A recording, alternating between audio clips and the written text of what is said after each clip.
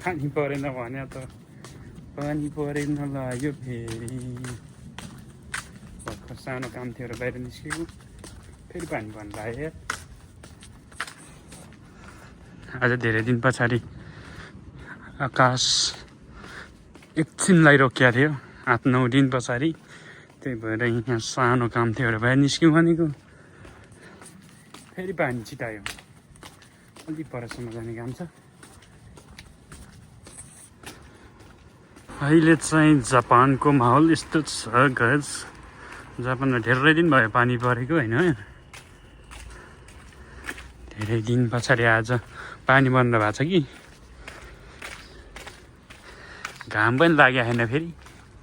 बादलै बादल छ पानी चाहिँ बन्द भएको छ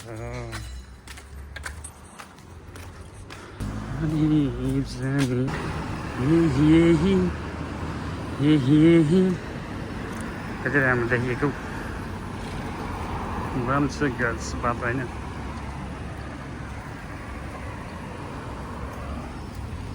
बाटो खुल्यो मोटर चल्यो जुम्ला काली कोटको झलको लाली ओठको झलको लाली ओठको बाटो खुल्यो मोटर चल्यो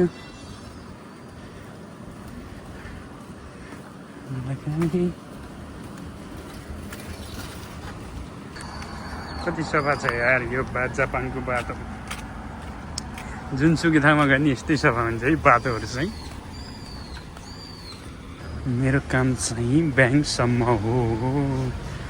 ब्याङ्क चाहिँ खुल्लै छ गाइस ल फाइनल्ली ब्याङ्कको काम सकियो अब फेरि ब्याक टु रुम अब रुममा जाने होइन थोरै ब्याङ्कमा काम थियो ब्याङ्कको काम सिद्धाइदिए अब जानु फेरि सुत्ने कामै के छ होइन घुम्न जाने भने यस्तो छ मौसम पानी आउनु लागेको छ घुम्न जाने भने एक्लै जानु भएन साथी छैन आफ्नो गाडी पनि छैन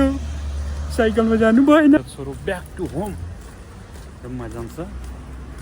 अनि सुत्छ मजाले आज घुम्न जाने प्लान थियो पानीले डिस्टर्ब गर्यो आजदेखि मङ्गलबारसम्म पानी छ अझै है मङ्गलबारसम्म पानी छ भनेर देखाइरहेछ अब बत्ती गयो झिपिक झिपिक गर्दा गर्दै सक्यो खुल्यो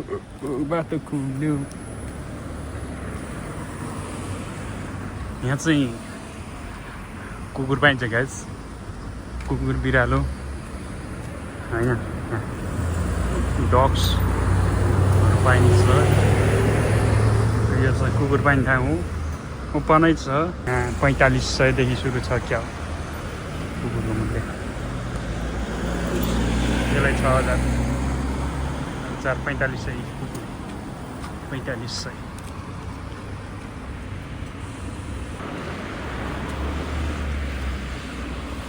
तान्जियो बिर यसको बर्थडे रहेछ कुकुरको बर्थडे रहेछ आज हाम्रो नेपालतिर मान्छेले बर्थडे मनाउनेनन् है यहाँ कुकुरले बर्थडे मनाइरहेको छ ह्याप्पी बर्थडे भनेर त्यहाँ ताङ्गिरहेको छ बोर्डमा ल्या पानी पर्यो असिन झर्यो दाइको रुमाल भाउजूलाई मन पर्यो पानी आएको थिएन र बाहिर निस्केको पानी पर्यो अब छोरो गयो रुममा पानी पर्यो असिन झर्यो दाइको रुमाल भाउजूलाई मन पर्यो पानी पर्यो छाता त ल्याएको छु मैले चिन्तै छैन नि पानी पर्यो हेर्दा हेर्दै कति पानी परेको यार आज 9 दिन भयो पानी पर्न लागेको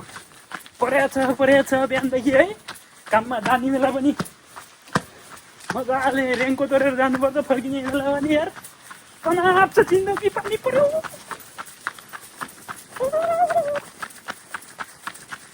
कुद्यो केटो कुद्यो कुद्यो कुद्यो